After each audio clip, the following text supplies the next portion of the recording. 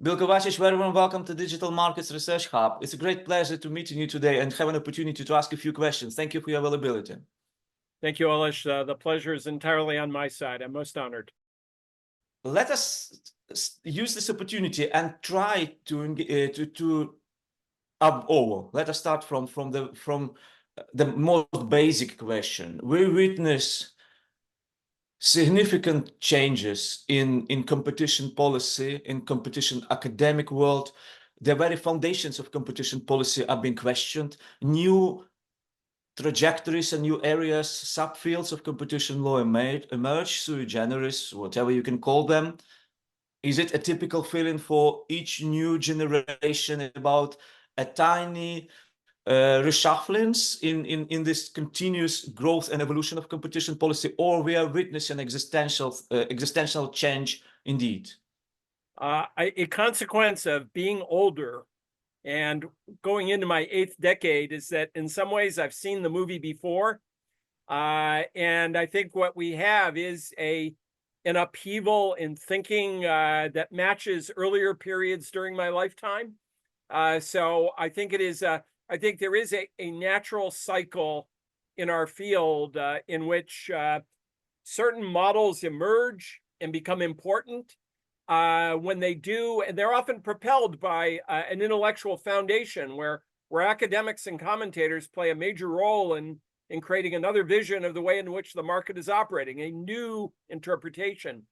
There are often economic shocks from the outside that provide an entry path for those ideas into the courts, into the agencies. And what emerges from that is a new equilibrium in which a new point of view ascends and becomes important, sometimes for a long period of time. That attracts a contrarian literature, a more careful examination, again, by a new generation of commentators and academics. We certainly saw that in the period in the United States after World War II, where a structuralist position ascended and gained great control over the development of policy. That was challenged by a variety of perspectives, but what we most often call the Chicago School, which makes its way into the system in the US, especially in the late 1970s, when there's a sense that the economy has failed, that the US has lost its touch. Makes its way into policymaking, especially in the late 70s, early 1980s. That equilibrium is sustained for a long period of time, where many of the perspectives are embraced even after Ronald Reagan and George H.W. Bush leave office. We're now in a period in which that orthodoxy has been contested by a literature that begins in the early 2000s and develops over a 20-year period. It's a massive literature, but the advocates of it, sometimes we refer to them as the Neo-Brandeisians, they had a shrewd eye for the development in policy and politics, where if things changed, they'd be ready. And they'd be ready to put their ideas into the mainstream of political discussion, of policy discourse. And that point of view now has tremendous power in the United States. Arguably, there are counterparts of it around the world that have existed for a much longer period of time. But we now have a large new generation of academics and commentators who've embraced this research agenda, who've seen this as the appropriate path for policy. So it's a long way of saying, I think your intuition about the cycles of thought, the cycles of policy development, do indeed feature a continuing challenge, a period of preeminence, but a challenge to that period of preeminence. I'm taken by an observation that Neil Duxbury, who's a UK jurisprudence scholar, but a keen student of the US system, said, in talking about ideas, he said, ideas never die. Once they've had a position of significance, they don't die. They might descend. They might become, in a sense, quiescent. But all it takes is a certain policy shock for them to come back into full view. And it was his way of saying, never throw away your old notes. Don't underestimate the power of a specific vision to recreate itself and come back in a more powerful form, which gives our system a great deal of vitality. And I think as academics, it's something that interests us in the field, is this ongoing turmoil which ultimately produces change. You mentioned, among other interesting things, Neo-Brandeisian school, and you build the foundation, the founders, and get ready for the momentum to come, so to say. So I was wondering, you know the experience from the inside in different jurisdictions. You understand the sociological aspects, how the communication between the main peers, the main stakeholders is going. So what it takes to build a school? Do you need a critical? You definitely need a momentum. You need the players in the team. But does it require more than this? Is it just you need somebody who would orchestrate, who would keep all this energy in the right order? You certainly need the critical mass, as you said. In some ways, you have to build what some commentators call your own epistemological community. That is one that does not depend on the approval or the support of an orthodox establishment, but you have to create your own self-reinforcing community of scholars as outsiders. Sometimes you benefit from the fact that the orthodoxy doesn't take you seriously, and you're able to envelop them, and they suddenly realize that, my God, we're surrounded, and that it wasn't a frontal assault on the citadel, that they're encircled. So you have to build that intellectual community first. I think you also have to build political alliances. That is, you have to have an eye for supporters in the political process who will advance your ideas in the political process, who will make appointments that bring your people into the agency. So you need political awareness and a political strategy. Sometimes it involves cultivating relationships with people who do not have power today, but may have power in 5 or 10 years. So a longer term vision of growth. Then when the moment comes, you have to understand that this is the time when we can mobilize our larger community, including our political allies, to move forward. You depend on them heavily to appoint the right people into the agencies. And then once they're there, they have to have an intuition about how to build support within the institutions themselves.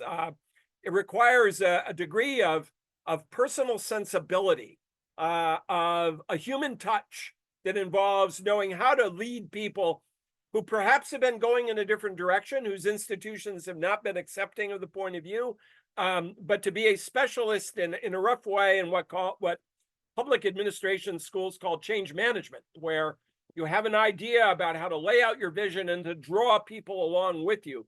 So in thinking about, who's a good head of an agency, I once thought that I once was a real competition bigot, and I thought you had to be a supreme competition policy expert. I've come to think that that's nice to have, but maybe not as important as being a good manager, about being the midfielder on a great football team, the midfielder who sees the entire pitch, who has eyes in the back of her head, sees out to the side, is not worried about the defender who's right in front. She can take that person. But to have an eye on the striker who's moving into the box 20 meters down the pitch and to put the ball right on their foot as they're going toward the goal, that person with field awareness and vision is the real glue for the team that moves it ahead. It's partly a political scientist. It's a great manager. It's someone probably who's had previous management experience, but you need these kind of really skilled players to apply the vision in practice and to have them in a position in the match where they can make a difference.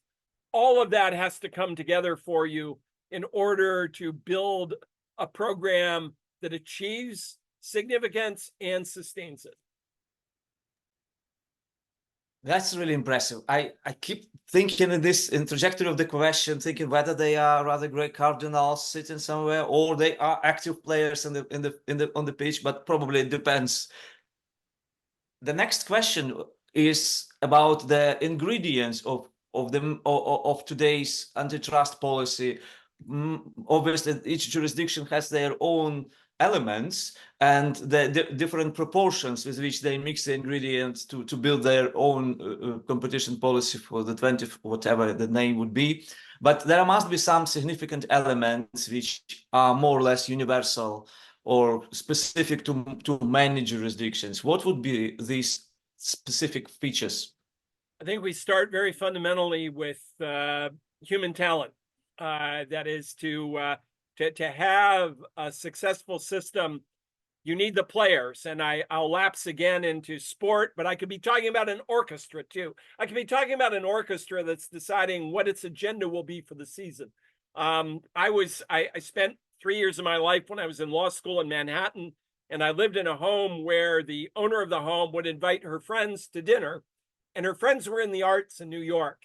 And one evening she brought to dinner the newly appointed head of the music program at the New York Opera in Lincoln Center. And he was the music director, and he was asked every year, how do you decide what to play?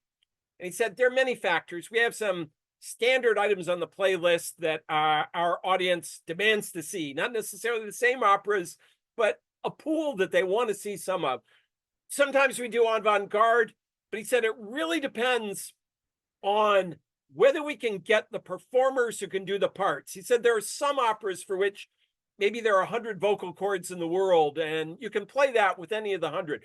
But there are others, to get it just right, maybe there are 5 people in the world who've got the voice for the part.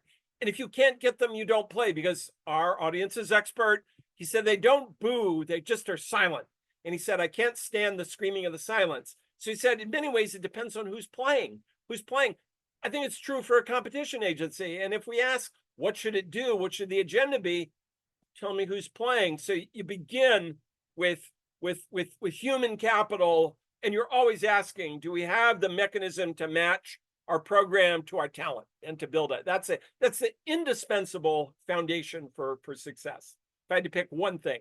I'll add to that this notion of good leadership. That is, you can't necessarily program up. It's so hard to model who you take, but there's such a difference in having the team that's guided by a great leader and a team that has an adequate leader.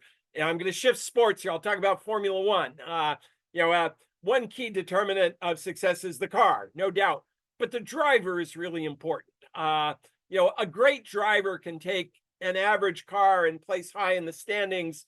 A bad driver can take a wonderful car and plow it into the wall. So the ability and touch of the driver is really important too. A last thing that I'll mention as I think a universally recognized element is that you have to have a management program internally that formulates priorities, identifies projects to carry out the priorities, and then implements the project successfully. That does it as a conscious process of stepping back and saying, here's our mandate. Where do we want to take it? What are the most important things for us to do? What's demanded by the political process? What's demanded by the formal terms of the mandate? What's demanded by our own understanding of where the economy is going?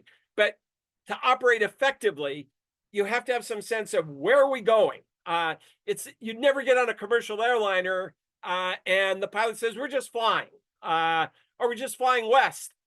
Where are we going? So you need a conscious process to identify destinations, to pick the appropriate route to get there, to select projects. That has to be a conscious process of management and organization. And I'd say there's a growing universal awareness that doesn't just happen by chance. That has to be a conscious focus by which you are constantly assessing what are our objectives, what priorities are we choosing to get there, what projects will fulfill the priorities, how do we carry out the projects once we pick them. That's not a formula for success. Without it, you have a formula for failure. So this puts you in the best position for good things to happen. And yes, for a little bit of luck to put you on a good path too. We will revert to this issue. So we will continue on what you have just developed when we were discussing the DMA and the MCC UK regime, because it gives a lot of discretion. And with discretion, you need to have, as an enforcer, a broader vision, and particularly in the world where you are not relying religiously, canonically on the glossas of economics, or case law exclusively, where different systems of knowledge and normative systems coexist in this more pluralistic world, you get discretion. And thus these speeches are quintessential in the, but I wanted to, before we move to the DMA, a few questions about the US, the development of US, of our the North Star of the global antitrust world. We hear a lot of Europe regularly, almost a new large case against big tech has been initiated. We know the usual suspects, but unless we really specialize in this field, we somehow know the flavor. We know that it's there. Can you please provide to us more taxonomy, more somehow a structure of which cases are most important, which cases are nearest to be settled, what are at stake in the most important cases? How do you see this current affairs in antitrust and big tech? I think a place to start is to look at the modern collection of cases that involve abusive dominance. And these really begin in 2020. The Trump administration initiates a case involving Google and search. It initiates a monopolization case against Meta for its acquisitions of Instagram and WhatsApp. It starts an investigation that leads to the filing earlier this year of a case against Apple. The Biden administration added to that agenda by filing the Apple case, by bringing a new case involving Google and ad serving, and then the FTC bringing a case against Amazon. So we have basically the four GAFA leaders now all the subject of major monopolization cases, which I would add all seek structural remedies as a potential solution. You have to go back in the US to the late 60s and early 70s to find a comparable program of government intervention, where in that period, the government brought monopolization cases against IBM, against AT&T, against the 8 leading petroleum refiners, against Xerox, against the 4 leading breakfast cereal producers. We have not had a campaign of demonopolization since the late 60s and early 70s. So it's a big, major program. We could arguably say it matches in its potential significance any program of government abusive dominance enforcement going back to 1890 and the beginning of the US regime. The stakes are that significant.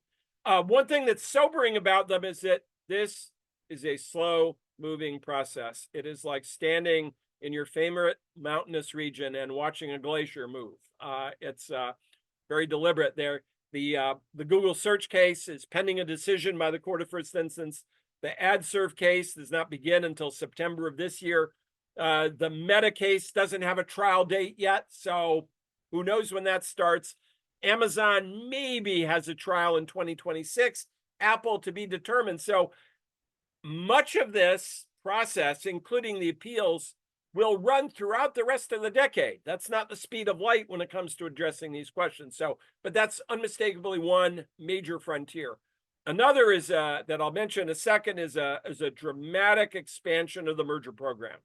The leadership of the Department of Justice and Federal Trade Commission are convinced that from roughly 2000 up through 2020, that there was a catastrophic failure of antitrust policy to control mergers and acquisitions in the big tech field.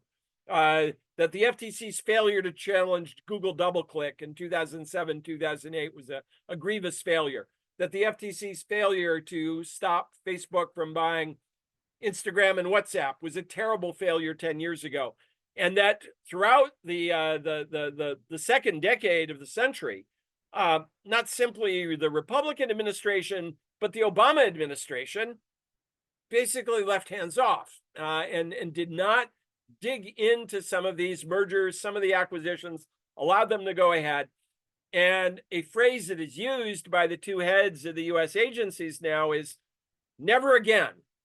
We are not going to make the same mistake again. So that has meant that they have ramped up the merger scrutiny of a variety of transactions, including transactions that involve largely vertical features or involve acquisitions of complementary products that might become substitutes someday. to look at not simply individual markets, but to look at what commentators now call the ecosystem, to situate the dominant firm in a constellation of many actors, some that are competitors, but many provide complementary products, and to observe how the dominant firm seeks to obtain and extend a position of dominance by focusing on threats throughout the constellation, realizing that one way in which they emerged was not necessarily to take on incumbent firms head on, but to approach them from unanticipated directions. So knowing that creation history that they went through, there's a keen awareness of how firms that might seem to be less significant providers of a complementary product could be your direct rivals someday. And that you protect yourself by creating what Jonathan Cantor often refers to, this is the head of the Antitrust Division of the Department of Justice, as the moat around your existing position, but extending the moat outward to encompass a variety of capabilities that could become competitively significant. And if you take them off the table and bring them into your own corporate family, it becomes more and more difficult for potential rivals to take you on. This has the effect of meaning that you look at a wide variety of acquisitions. This week, the suggestion is that Alpha is going to try to buy Wiz, a firm, cybersecurity firm that does work in the cloud. It's a transaction that almost certainly is going to attract a close look from the Department of Justice. The target firm doesn't provide a competing product. I'm sure Google sees it as a pathway into the cloud, where Amazon and Microsoft have the preeminent positions right now, but sees it as being its way in to brand its own product offering distinctively. But this again runs headway into the concern that the U.S. agencies have, including the Department of Justice, that we under-enforce badly. You can't enforce too much now, and that there are too many ways in which, for the short term and long term, these kinds of acquisitions create competitive harm that limits innovation in this marketplace. So we've seen a dramatic extension of scrutiny. I would say for theories that are more edgy, that involve purely vertical transactions, or what we might call in the old vocabulary conglomerate transactions, they haven't had a great deal of success in the courts so far with those. Not a complete lack of success, but it's been a harder sell to persuade judges that the harms anticipated might emerge in this ecosystem. But I think that the Department of Justice and FTC, without a question, see that this is a fight that must be carried out. This is an area where competition policy cannot fail, and that even if it means initial defeats in the courtroom, there must be a continuing conversation in the courts to try to develop an awareness that the frontiers of merger enforcement must be expanded dramatically. You mentioned different challenges for prospective enforcement of or tailoring the structure of competition. The challenges for doing it retroactively are even higher, and we have this divestiture word which is being somehow tabooed or praised by others. So it's quite polar view. Some say that it undermines the very foundations of liberal democracy. Others say that it's the only means for us to restore the structure which feeds the foundations of liberal democracy. Yes. We look at history, yeah, and you highlighted recently very colorful example about AT&T story. Can you please remind us the experience of the past? Yeah, there have been a couple of interesting AT&T episodes. To me, one of the most interesting occurs in the late 40s and early 50s. In 1949, the Department of Justice brings a lawsuit against AT&T, where the objective was to force AT&T to spin off its wholly owned telephone equipment subsidiary, the subsidiary that made telephones. Those are the heavy black objects that sat on a table connected to the wall by a cord. They made the switching gear that operated local systems. they made all of the equipment associated with the operation of the telephone network. And the existing rule in the United States was that you could not plug equipment into the telephone system that was not made by AT&T and its wholly owned subsidiary Western Electric.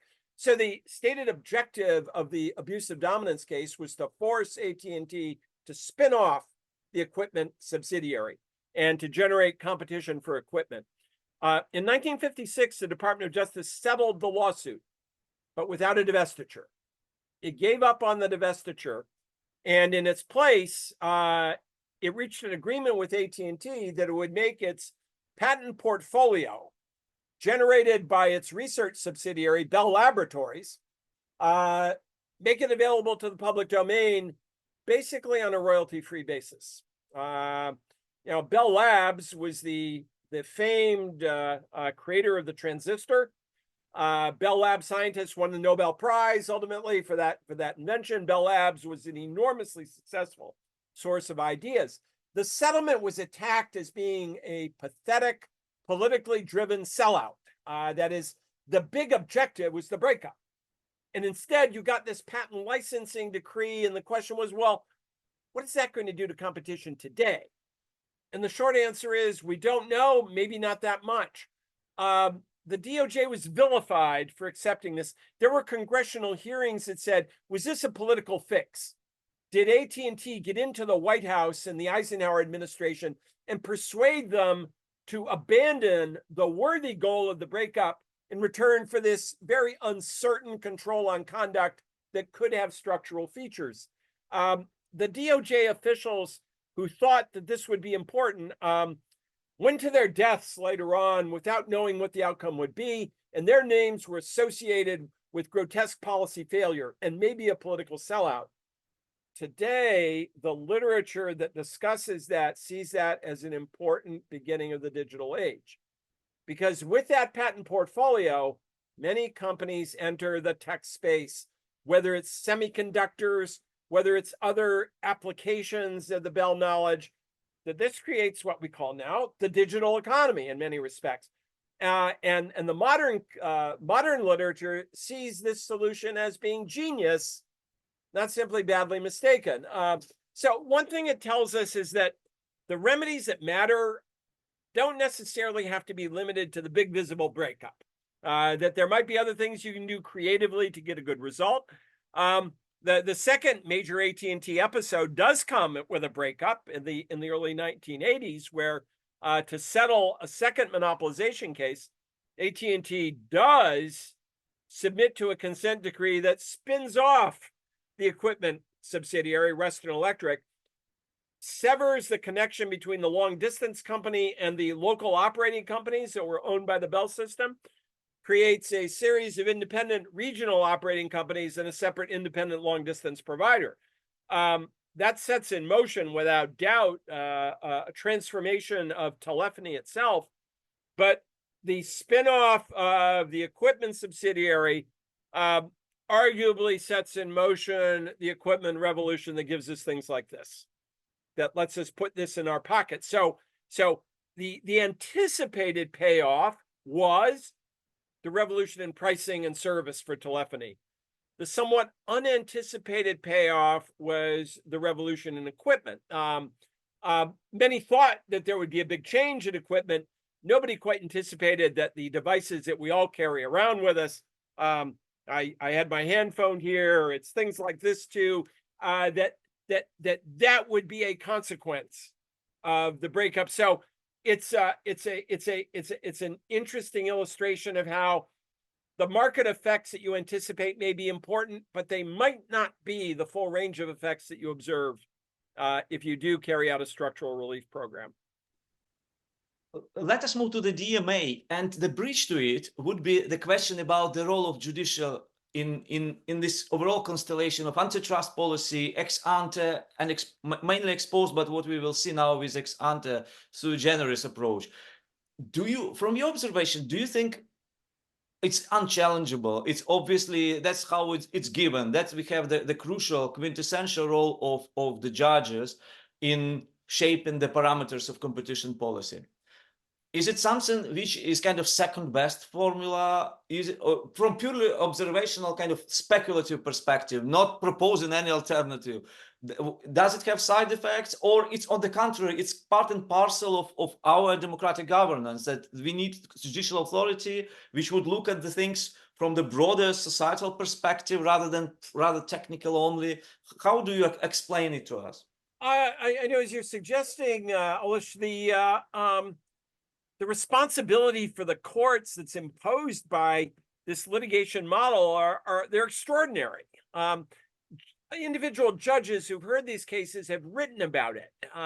There's one masterful treatment, short essays, longer works, by a judge who handled one of the formative monopolization cases in the 1940s and 50s, who says, people talk, well, let's break them up. And he said, I am a single federal judge. I am appointed for life. Nobody elected me. And can you imagine the anxiety that comes with being asked to make a fundamental change in the commercial environment that has ripples maybe throughout the economy, and make that decision as one person to go about doing that? He said, that is a very humbling exercise. And he asks exactly the question that you posed. How is that appropriately connected to the larger process of political decision-making, social decision-making? How am I the judge to discern what the range of objectives are to apply them in this individual case? In effect, it was his cry for help. He said, this is hard to do by myself. Now the US did create a mechanism to provide some of that assistance. That was the logic of creating the Federal Trade Commission Act, to create an administrative tribunal, much in the style of administrative decision-making that is now the most important model globally, to have a panel of 5 experts, to have an internal decision-making tribunal, to be advised by a large body of economic experts and a brew of economics, which had a market studies regime that allowed the Federal Trade Commission to gather information outside the context of an individual case, to use that as the process of decision-making subject to judicial appeal. And there's a mechanism included in the Federal Trade Commission Act that allows the Department of Justice to ask the Federal Trade Commission, with the permission of the court, to provide guidance on remedies in abusive dominance cases. That is to bring this analytical power of the FTC to bear on the resolution of individual abusive dominance cases. In the glorious 115-year history of the Federal Trade Commission, that's been used exactly one time. I said 110-year history of the FTC, that's been used once. So the DOJ institutionally not being inclined to ask for help for the FTC for anything. An institutional friction that Congress didn't have in mind, but the architecture of a framework to provide another path is there, but rarely used, not really trusted by the Department of Justice, not necessarily trusted by reviewing courts. So it's there, but it has not been a significant instrument, which brings us back to the question of how are individual judges or panels of judges to make these formative decisions about the future of individual industries and, more broadly, the future of innovation in the economy. We haven't answered that in a satisfactory way. That's the answer I was expected to hear. Thank you very much, Bill. DMA and the sibling regime, DMCC, you've been in the pilot cabin for the later and obviously had significant impact on shaping the vision on the former as well. So the first the 2 main questions, introductory, so to say, is, are these regimes inevitable? Is it the right way to go? Is it the right way to go for digital, or maybe we can expand it to other sectors? Well, everything is digital, but can we instrumentalize it? And is it just testing beta version for broader new competition tool? And maybe if you can, if it's not too early, offering some comparative reflections on DMA and DMCC, which model from purely legislative texture appear to be more useful? As you're suggesting, all of this is highly experimental.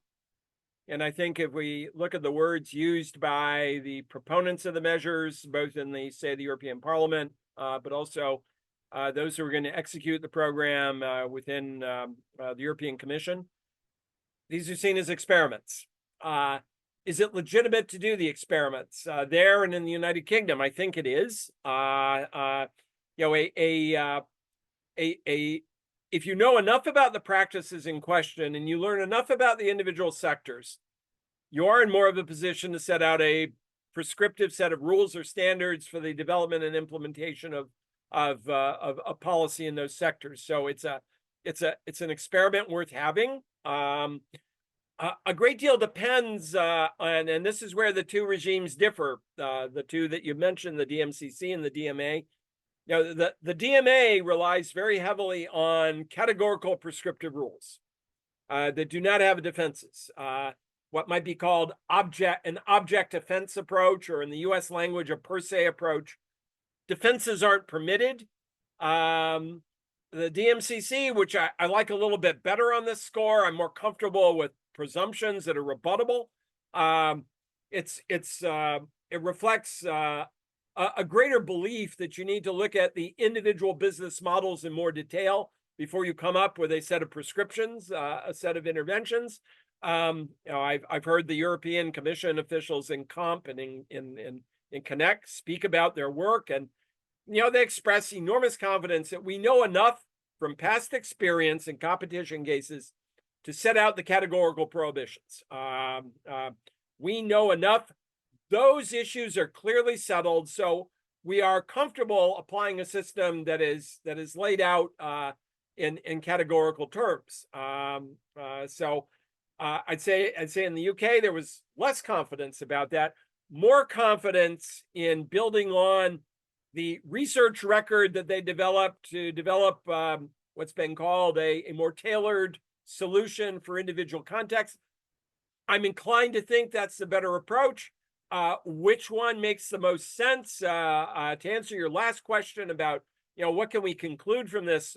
Well, doing this well is going to require a considerable investment in building the capacity to do this work. The UK built that capacity a while ago. It invested heavily in market studies to put them in a position to do this work. They created a team of technologists, data scientists, and quants that now numbers over 100 to provide analytical support in this and other areas. They were basically ready to go to market with what is now the DMCC 5 years ago. And it didn't happen. It took a much longer time.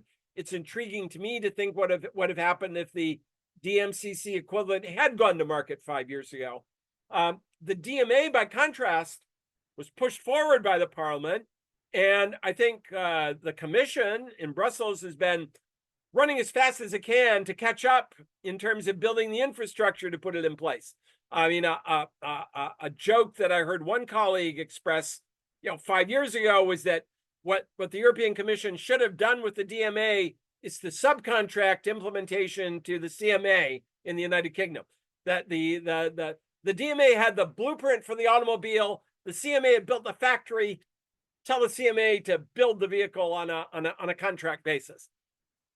Clearly not practical, but conceptually, the CMA was ready to apply such a regime where the Commission is really now still striving to build the team with the philosophy that what's important is to get the regime in motion, not wait till the team is just right, to get it in motion, to build the team, and to begin applying the principles.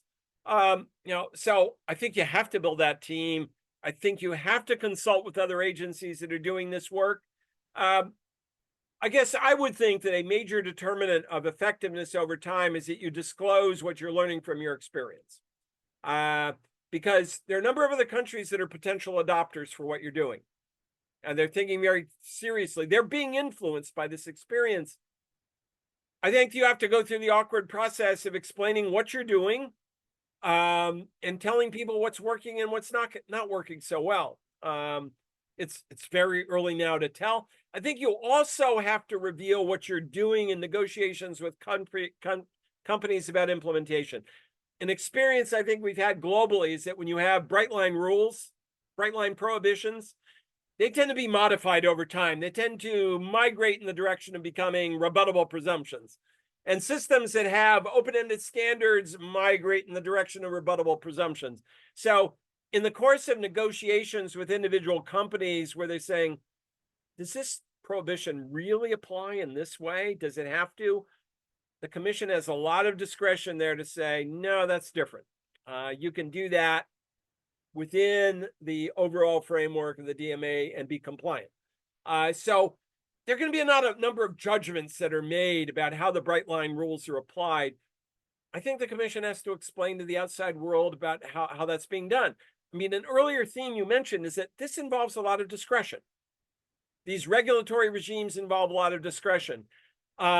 When is that kind of discretion legitimate? A key determinant is the quality of disclosure. The quality of the revelation of decision-making processes, especially if there are trade-offs among goals. I wouldn't tell any jurisdiction what their goals have to be.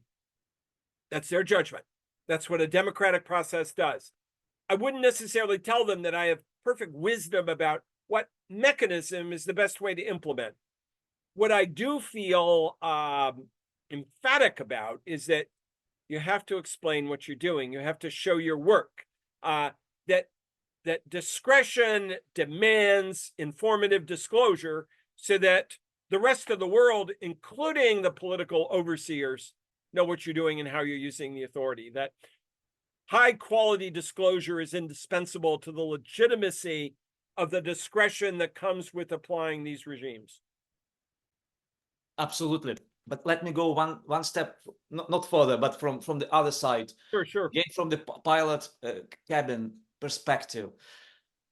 Given that you face cascade of obligations and you have this privilege either to tailor them in bespoke fashion or interpret them, giving them priority in one way, given that they have also the anti-circumvention provision, implying that there are different ways to comply and challenge the compliance and question compliance. So it's a creative process in a sense. And thus you have the toolbox, which is by far much more diverse than the traditional yes-no. So it was never a yes-no, but much less diversified.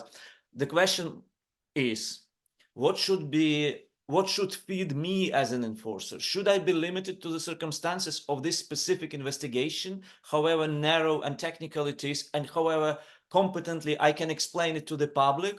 Or should I be simultaneously somehow pushed by broader vision? And if the latter is not ultra-virus, should it be also disclosed intellectually to the society, or is it something which is invisibly somehow shaping my understanding of things? Should there be any continuity between me and case handler A and case handler B tomorrow? Should it depend on my mood? Should it be at least thematized by us, by the academic community?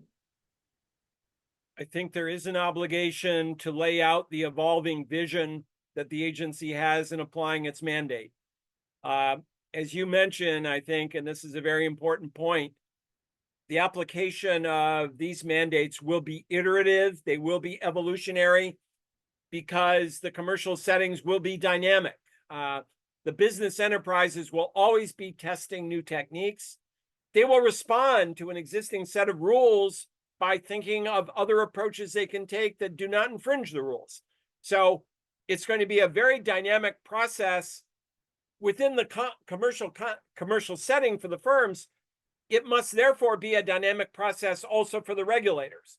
But the adjustments in policy, any changes in the conception of what the role is and what the policy direction is, I think should be revealed. That is, it's the continuing obligation of the regulator at appropriate moments to say, this is how we see things now.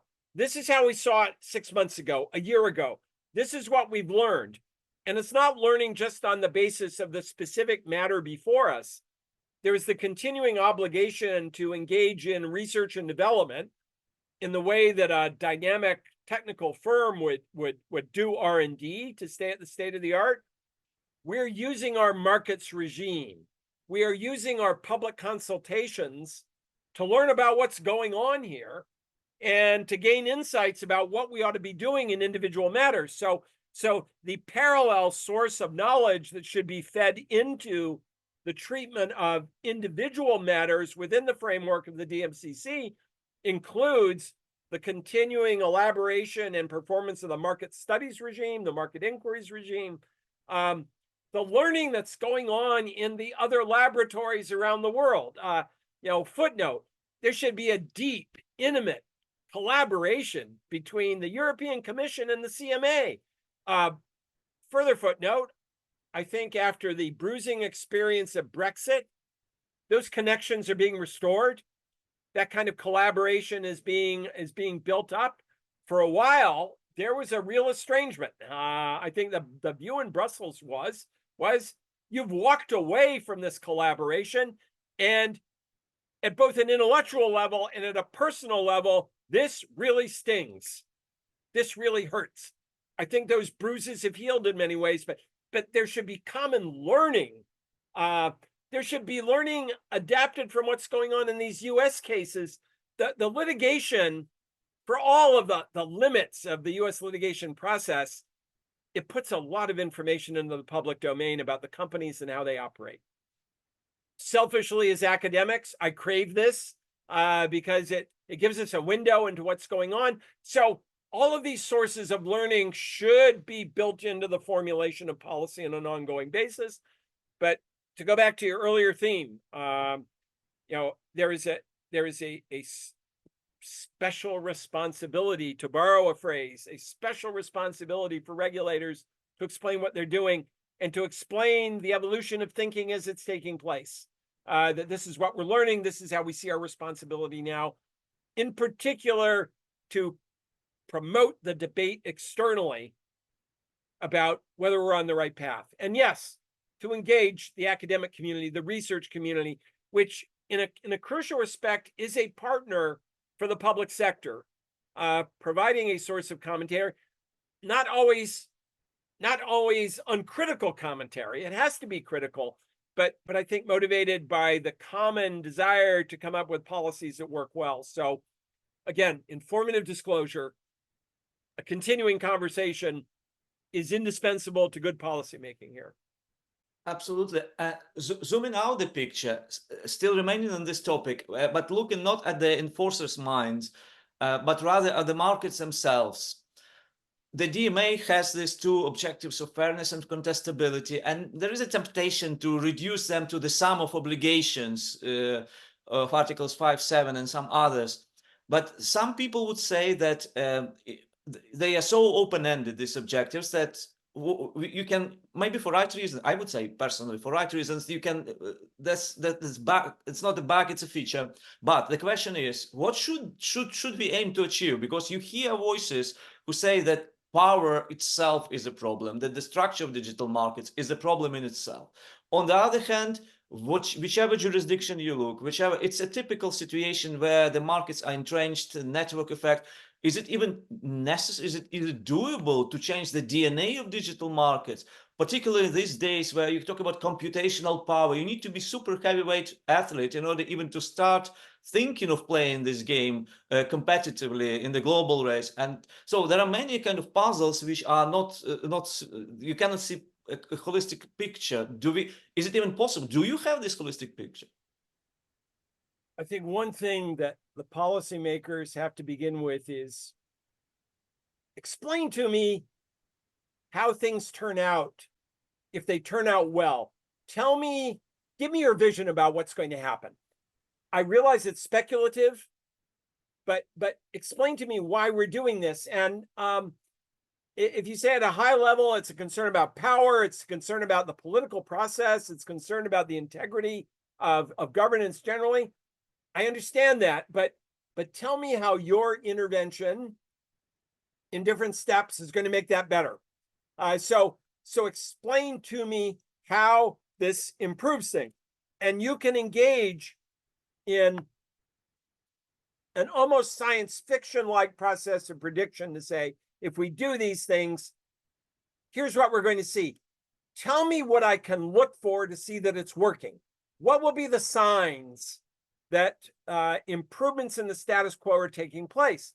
And I realize that human comprehension cannot grasp all of them, but give me your best thought about why we're doing this. Why are we on this journey? Why are we going down this path? What consequences are you observing now, anticipated or unanticipated? Are there side effects that are healthy or unhealthy that you're seeing? So I think in many respects, it begins with an explanation of how the chosen forms of intervention are going to help. I'm not entirely comforted if one simply answers the question by saying, well, it's going to reduce power or it's going to control power. Let me know how. Are you counting on the emergence of new firms that will be counterbalancing forces? Is that's what's going to do it? The emergence of new firms or fringe firms that will become more significant? Is that going to dilute the power? Is it really a story about entry and expansion by new commercial enterprises? Is that going to be the mechanism that gets us a better economic result and diminishes the the political power that can come from economic power? But lay out to me your vision and do it without apology. Maybe one hesitates to do it because, okay, I'm guessing, I'm thinking out loud. I'm not ashamed of the guesswork. If it's well informed, tell me about how that's going to take place. And let's keep score together as we watch the implementation of the program take place. But I think the continuing conversation that involves taking the larger vision, explaining about how that's going to generate positive results, to me, that's an important discipline for the process so that we can know whether it works. An apocalyptic scenario, please disprove. We keep limiting the omnipotence of big tech for plethora of right reasons, while some other jurisdictions keep injecting steroids, feeding AI models, keep training and generating all the capabilities. And in a 20 years time perspective, without so many different constraints, ethical, institutional constraints, having opportunity to feed continuously this digital monster 24/7 with billions of data entries every second, millisecond, they will train something which would work better than the institutionally more ethically prudent, advanced alternative, which is currently the global trendsetter, so to say. Would we become somehow second tier, being led by other more cynical and ruthless politype or group of polities? Dystopian vision, please give us a piece for kind of repease our mind for those who think that it's not only hypothetical. What you call the apocalyptic vision or possibility is a scenario that must be taken with the greatest seriousness. And policymakers cannot simply wave it aside and say that's the basis for an excellent new film that's based upon the end of the universe. You can't simply cast it aside. How do you account for that scenario? One is, again, I think you devote a lot of effort to focusing on how the type of interventions contemplated now and being carried out are going to put you in a position to counteract that. That is, are you getting inventive, creative activity from it that provide a counterbalance for anything that anyone else is doing? Say a really big country on the landmass of Asia, to pick one, that's making these kinds of investments. So let's keep thinking about how our chosen path of intervention is going to, in a sense, make us equal or superior to the alternative model that's being developed. The other thing to focus on very carefully is whether countries, jurisdictions that are dedicated to the investment that you mentioned, are they able to carry it off? they bring with them some serious problems in management and organization that may well inhibit the successful realization of the vision that they're pursuing. So are they able to carry it off given the constraints they have now? For all of our weaknesses and our difficulties, I think we've discovered, and in many of our countries, that having a no holds barred debate about the best path, about the quality of ideas, to have disagreement, confrontation that is not always polite or enjoyable, is an important step in the direction of getting the right answer. I think in our field in academia, I suppose we've both been to events where the nature of the discussion is pretty rough. Maybe individually we have been the subject of some of the rough commentary. I've had that experience. I don't enjoy it. When I walk away from it with enough time, I tend to focus more on the substance of what was being said. It's a long way of saying that in our societies, we benefit from a relatively free flow of information and discussion that is not inhibited ultimately by a concern about whether we're going to hurt somebody's feelings, about whether or not we are going to take an approach that is not the conventional wisdom at the moment, and that leads us ahead. I would say that is an advantage of the world we inhabit, and we can use that advantage to progress more than societies that are nervous about that kind of give and take. And that in many ways that gets in the way of realizing the vision that we have. And you and I, we could go on forever picking examples of entrepreneurs or others who had a great vision, and if they had been scared off by the orthodox way of doing things, would never have created the remarkable breakthroughs that are part of our lives. So I hope that's an advantage for us. I believe it is. We have to make sure that advantage continues to work on our behavior. And since we've embarked on these different treatments, to ask ourselves on a continuing basis, is the treatment right? Is it working? As we administer the treatment, is it working? So yes, to take the apocalyptic scenario absolutely as an absolutely deadly serious matter, to examine ourselves to see whether or not we're building a model that counteracts it or can resist it, to ask, are the supporters of the other vision realizing the possibilities that they hope will guide them in the future?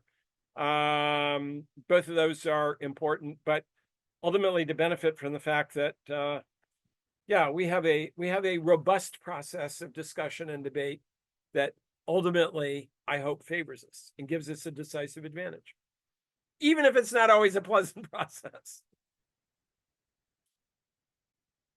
Bill, you have encyclopedic knowledge and experience in everything related to antitrust and beyond, I imagine.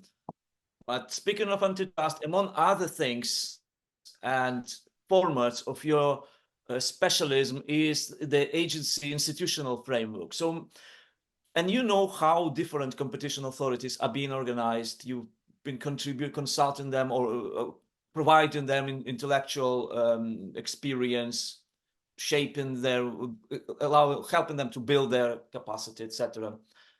Do you think that these best practices, or maybe worst practices, which is also the best to know in advance, are they transferable, or they are so deeply embedded in the domestic context that it's very difficult to lose what is most useful and then make a caricaturized copy-paste in the course of copy-pasting? And if they are, maybe you can somehow highlight to us where should we search for these best practices? Yeah, I think there are techniques that ascend above the national context or the individual history, that are universal in their significance, although their application depends on a really profound understanding of the context in which they're being applied. So I think they're universally applicable concepts that are important. Just to mention a couple, we've touched on some of them. I think the investment in getting smarter is universally important. That is, agencies, and we've talked about tech, but there's dynamism in a lot of sectors.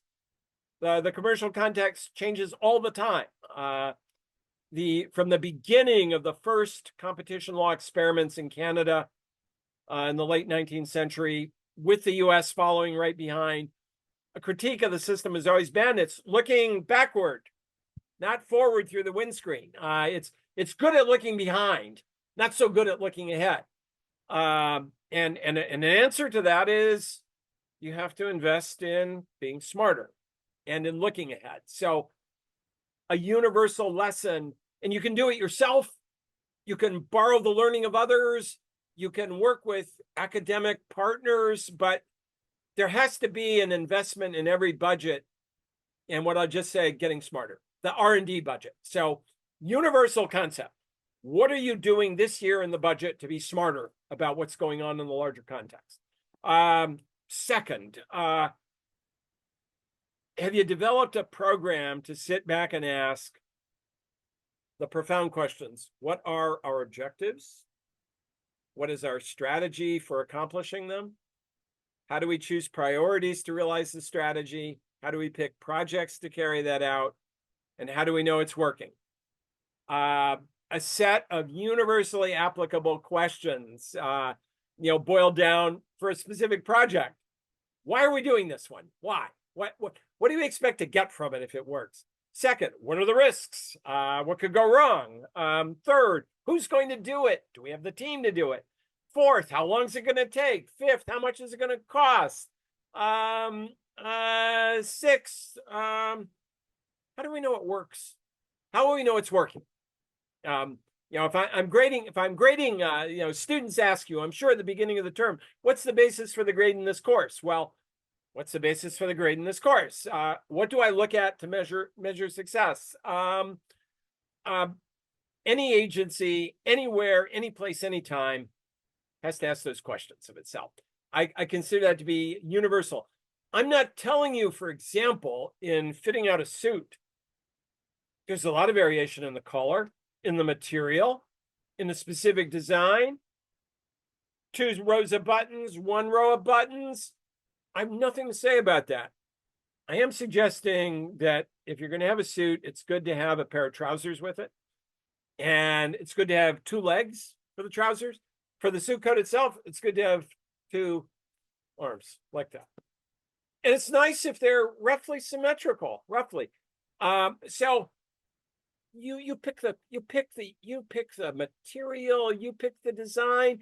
I have my own ideas about what kind of suit looks good, but those are idiosyncratic and not necessarily representative or reliable for anyone else. But I do have some ideas about the suit. And I mean, the other metaphor that I think of is my time in the law firm for 3 years after I worked at the FTC for the first time. I spent lots of time working for a company then known as McDonnell Douglas, all gone now, absorbed into Boeing. But I spent a lot of time with engineers who designed airplanes. And they said, there are lots of ways to design a wing. There are lots of ways to decide where you put the engines. There are all kinds of ways to decide where you put the cargo, how many people you put on the plane, the trade-offs you make between going a long distance, going a short distance, carrying a lot, carrying a little, going very fast, going slower. All variations. But they said there are a couple of common elements for a successful airplane. You need wings, you need power, you need lift.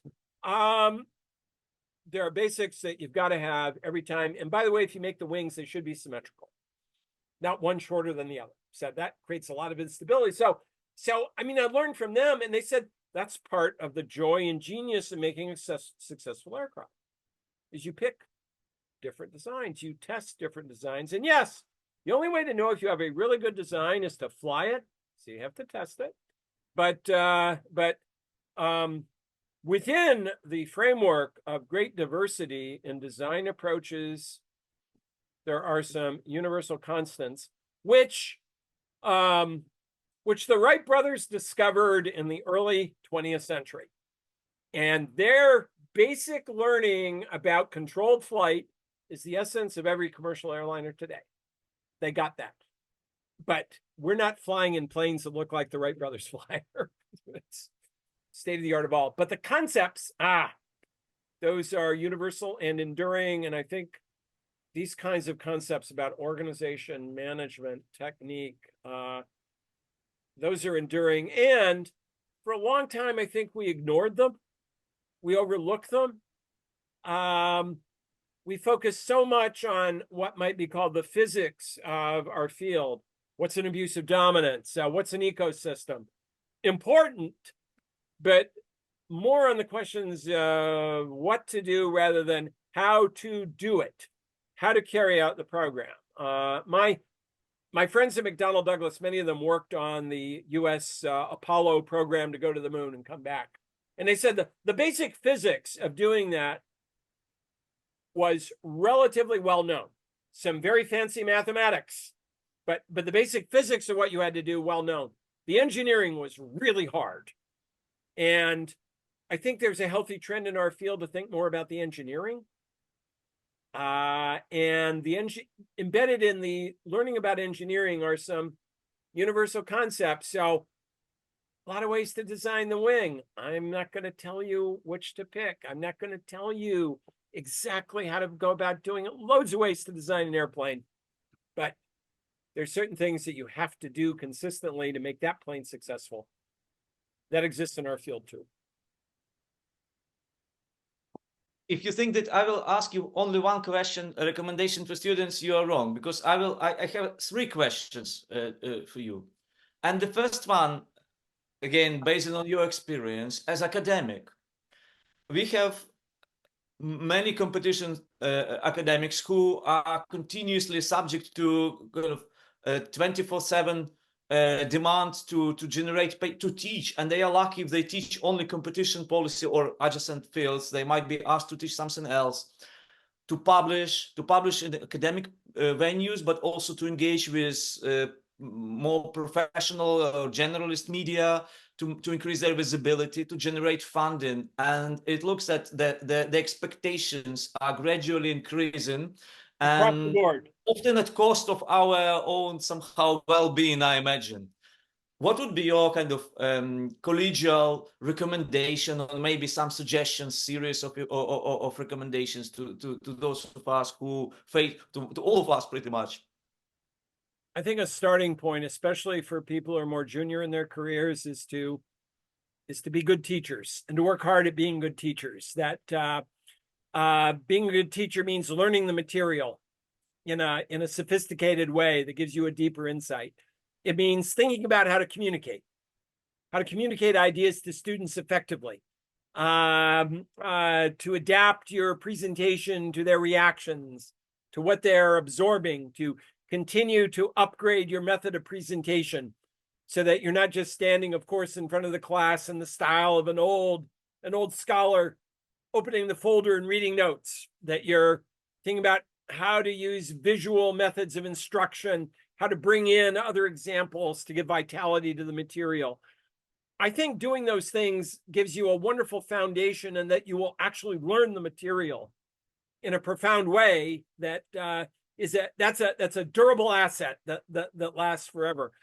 I think you'll also find that the improvement in the communication skills is a durably valuable skill that will carry forward into other areas. You'll be better at explaining things, understanding them, both to specialists but to non-specialists. I think a third good thing about beginning with the teaching is I think you'll find it to be, young academics will find it to be a source of great personal satisfaction.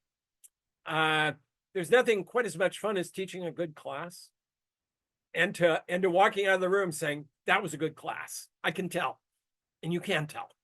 You can see it in their faces. You can see it in the sense of excitement that it gives them. So early in a career, those are all good foundational investments for later life. On the research side, I think in very much in a key way, you have to treat yourself as though you are your own business, and you sit back and say, what's my strategy here? I can write about maybe 10 things. 10, too many priorities, maybe. Let's pick 3. What are 3 areas where I think I can make a difference? And what choice of topics am I going to pursue to deliver on that vision, to develop a specialty in maybe a narrower area first and then grow? But to think about the strategy of the research project, that is not to master a dozen different topics, but to think, what are 3 in which I can really have unsurpassed knowledge, build on narrower topics, and then expand it over time. But that's a conscious strategy in many ways, and to devote effort to that. If you're really fortunate and you have friends and acquaintances in the field, they will talk to you about how they did it. Sometimes it was serendipitous, but I benefited enormously from the guidance of more senior people who said, this is how you teach a class. This is how you formulate a research agenda. This is how you execute it over time. Doesn't guarantee success, but I think it focuses your attention much more on how to go about using your time, which is so demanded in a collection of different ways. And again, if you're fortunate, you'll find people who've done it for a while who'll be happy to talk about what they did and how to do it. For example, to talk about, is it how much time is it worth spending with journalists? How much time is it worth talking about what you're doing and how to go about doing that? What's good about it? What's not so happy about it? If you develop informative observations about what's going on, some of the people you're talking about will be happy, but many won't. You can convert good friends into mere acquaintances in a hurry. You can, what's it like to go into a public agency for a while? Should that be part of your portfolio? To have the experience of going from the observation platforms in the stadium to being on the pitch. I think it's a great experience. I think it tells you a lot about the match, but it's not an undiluted happy experience either, because you discover that the match is rough, it's fast, that the players who are doing it now are very good. I came away from my time at the USFTC and with the CMA with a deeper understanding and admiration for people able to play that game, because it's really hard. It's good to be in that match, though. To have them stop the match and say, come and join us. You've had such wonderful advice. Come and try to live it yourself. That's a good experience to put on your list, too. So I think, again, they're in our field. I think I benefited tremendously for them, but there are a lot of people who talk about what they've done and how they did it. They're a good source of guidance, especially to a junior person. The next question. Learning. When you attend an event and you see Bill Kovacic there, and even if the event is interdisciplinary, and I witnessed it on several occasions, you somehow try to prioritize your time and maybe focus on some presentations rather than others and be more or less selective. You keep doing notes continuously and keep asking questions on the topics with rather indirect relevance for your specialism, and you look deeper, and thus you have to spend more time on looking at details at your area, but you are still genuinely interested in broader issues. Is it a technique, or you are truly interested? Do you force yourself to be interested? I think part of it, the interest is inspired by watching good work of other people, even if they're not working on the same topics. I find it very inspiring to read a paper by someone who's done something that's exciting, is well researched, and makes me think. I feel the same excitement in watching a good presentation, to see someone who's thought about what they want to say, has constructed a presentation in a very informative way. I walk away from those things being a bit jealous because, God, they're really good, but also inspired to learn and to try to be that good and do those sorts of things. So some of it is the consequence of seeing people with remarkable skills do things. I mean, I find in other areas too. If you go to in the performing arts, if you go to watch a play, or listen to a piece of music that's magnificent, I can't help but watch the performers on stage and think, God, I wish I could do that. I mean, it's clear. Part of what comes through, I think, and this is important for teaching, is students can see whether or not you care. They can observe the level of effort. They can tell whether or not this is an obligation or an enjoyment for you. They can see it. But I come away from watching people in the performing arts, for example, athletes, realizing they're not just mailing it in. They really care, and they're really good at it. And what could I do to be as good at what I'm trying to do as they are in what they do? That is, a technique they're using involves obviously extensive preparation, but also there's an inspiration to it. When I was in university for the first time, doing the first degree, I thought I was going to be a journalist for a while. I worked part-time for newspapers. I thought that's what I was going to do. And I interviewed lots of people in the performing arts, lots of athletes, lots of other researchers. And a question I would often ask is, how did you get to do this? What did you do? And I remember in one case interviewing an athlete who, famous athlete at the time, I said, can I interview you? He was visiting university. He said, I'm very busy, but I'm going to be practicing. He was a golfer. I'm going to be practicing in the morning on Sunday at the university golf course. I'll be there at 7 a.m. practicing. You can come and talk to me then. 7 a.m. on Sunday was not my best hour as a student, but I was there. And he practiced for a couple hours, hitting lots of golf balls. And I said, he said, what do you want to talk about now? And I said, well, first, why do you do this? You've won 10 major championships at this point. Why are you doing this? He said, because I want to win 20. That's why. So, and second, he said, the technique, mastering the technique is crucial to ultimately being able to perform at my best. When I'm under pressure, when the conditions are difficult, this is how I do it. So seeing the importance of the preparation, the drive, the commitment was always an inspiration too. But I find that in a presentation, I learned by writing things down. I mean, these are my clouds on the ground. I have notes. I take a lot of notes. It's how I absorb information. But I find that it helps me remember. And I see all the time in watching people do presentations. I mean, I will flatter you a bit. This book has the notes of the recent conference in which we both participated, the workshop at King's College. One of the things I have from Olish is observation here. The magnitude of discretion that's built into these regulatory systems, these new experiments. And how does a democratic society deal with that discretion? How do you build a sense of confidence, but it's being used responsibly? Do you want to give that much discretion? As you broaden the focus of goals and objectives, how much additional discretion is packed into the system? How do you build that framework? How do you make it responsible, legitimate? That's a really good question. Came from you. So yeah, I have these. These are it's how I learn.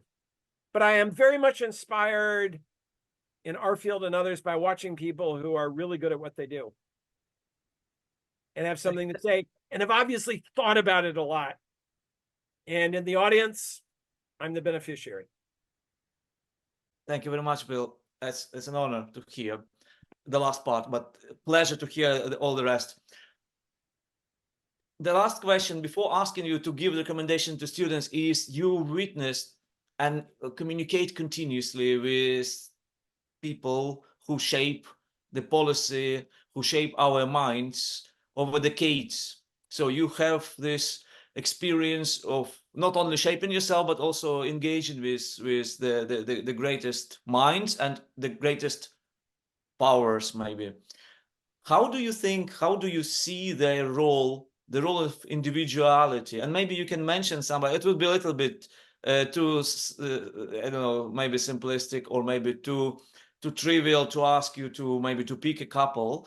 But if there is somebody who would somehow be a prominent figure in your view, can you mention her or him? Yeah, there's several. There are a number of people who I've had the opportunity to work with and to interview and to watch their work over time. I'm going to pick a couple of people who are no longer inside of agencies, but used to be in agencies, and they have the common link of being people who provided me a great deal of guidance as a junior person. I've been able to watch them over the course of a lifetime. One of them is the former head of the Australian Competition Authority, Alan Fels. Alan was the head of the ACCC for a number of years. Academic. He's written a lot about his experience, but in particular, he's talked a great deal about both the concepts associated with work, but also the techniques associated with doing the job well.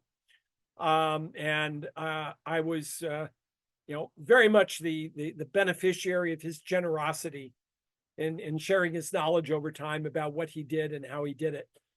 Another former head of an agency whom I worked for at the FTC was Tim Muris. Tim was the chair of the agency when I was general counsel. Tim hired me to be the general counsel. I got to see day in and day out the personal qualities that went into being the leader of an agency. And among those that stood out, both with Alan, just broad knowledge of the economy, broad economic knowledge. There were competition experts, but very broad knowledge of the economy, previous experience in management, and a willingness to work for the long term, to make investments in capability that they wouldn't get the benefit of, but their agencies would. A very much long-term view. And as leaders, and I saw this most with Tim, if something good happened, he always gave credit to other people. If something didn't work, he was the first one in front to take responsibility and say, that was my choice. I'm the one accountable. If things went well, to step off the stage and say, here's the team that did it. I was just along for the ride. The willingness to be fully accountable for what doesn't work and to dispense credit to colleagues, subordinates for what did work. If you get to work for someone like that, you're willing to climb up the outside of the Empire State Building to do just about anything. And let me mention a third person who no longer the head of the agency, but I met early in her career when she was a very junior person, but the head of a significant agency, the first head of Indicopy in Peru, Beatriz Boza. She was a mid-level associate at Serban Sterling. The head of the country said, "Come back. We're creating this new agency. I want you to run it." A charismatic figure. Again, all of these features of being able to understand the entire pitch, the entire playing field. But again, a great deal of attention to how you build a team effectively, and this self-effacing element of saying, if it fails, my fault. If it works, here are the people who did it. That there'll be glory enough to go around for everybody if it's successful. But that larger vision that was always focused on how we make the future better for the agency. Just to pick three people who are no longer heading agencies now, that I mention them because they played a very formative role in my life when I was a young person, thinking about having a career in this area and doing it. So formative people in my life early on who did the job very well. That leaves out a whole bunch of others that I'd love to talk about, but those are three that shape my own view about how to do the job. Amazing. And the last question is recommendation to students. In addition to what you have said, which everything is relevant for students as well, but maybe you have something specific for them. One in particular is to treat your time as a student, to realize how more than any other time in your life, this is when you accumulate intellectual capital. That later in your life,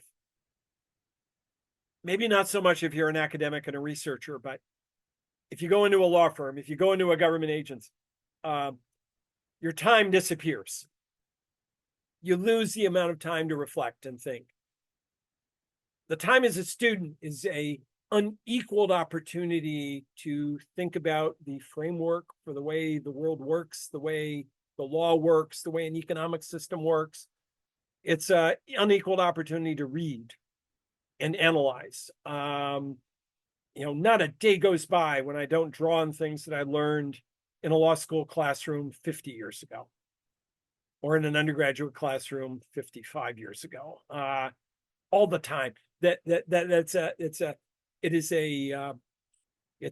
where you're building a foundation on which you will stand for the rest of your life. So treat it as that precious opportunity. Second is to do as best you can to embrace the complexity of the world by learning about a variety of areas that are not immediately in your field of vision. To know that especially for law students, that the effective advisor of the future is, yes, a good lawyer, but yes, is an economist, is a political scientist, is a historian as well, is a bit of a psychologist and a bit of an anthropologist too. That these are all part of the mix that are important to doing your work well. To be a bit of all of those makes you a good analyst, prepared for the modern world. A third, if you can, is to live outside your natural habitat for a long period of time, to work and live in a country other than the country of your birth, to see another environment in depth, to force you to reconsider assumptions, and during the course of your life to seek out experiences that cause you to do that, to rethink assumptions again and again and again. I guess it's called, in a cliche-like way, working outside your comfort zone. I suppose it is, but that's the source of growth. Even if the occasions scare you, the fact that they scare you a bit is probably an indication of the embrace that you should be embracing them. That's how you keep learning. And spend time with people who don't agree with you. Spend time with people, friends, who don't agree with you, and throw your ideas back at you and say why, and contest them. That's part of playing the match in life that makes you much better for the future. Could even change your mind too, now and then. But to be open to revisiting those ideas. Tim Muris, who I mentioned before, used to say in the office again and again, if we ever get to the point where we are uncomfortable laying out our ideas and explaining them because we're afraid they might be wrong, that's the moment to get some better ideas. And I think we should all be in the process of looking for better ideas in that way. Amazing. Bill Kovacic, thank you very much indeed for sharing your fantastic, fascinating ideas with us. I am most grateful for the chance to do this. I'm honored, Olish, to have the opportunity to do this. Thank you for providing a forum in which to talk about this. I am sincerely grateful. Thank you.